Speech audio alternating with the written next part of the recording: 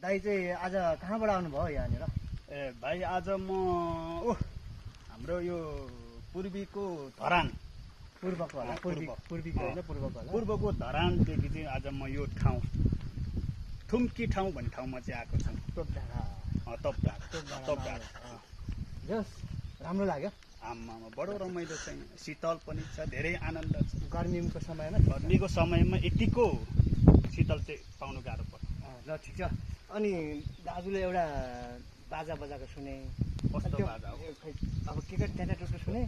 त्यो बाजा चाहिँ मलाई साह्रै मन पर्यो। अनि त्यो चाहिँ एकताल बजाइदिनु पर्यो हजुरले। ए बाजा भनेको त्यसले पिपिरे भन्छ। पातको पिपिरे।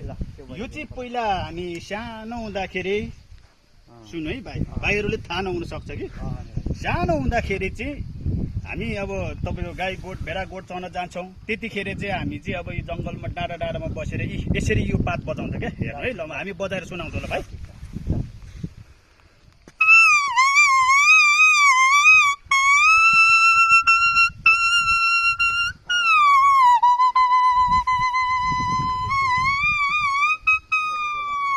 बाफ्रे बाफ्रे बाफ्रे, साह्रै राम्रो बजाउनु हुँदो रहेछ। ल भाइ, धन्यवाद भाइ। ल हस्।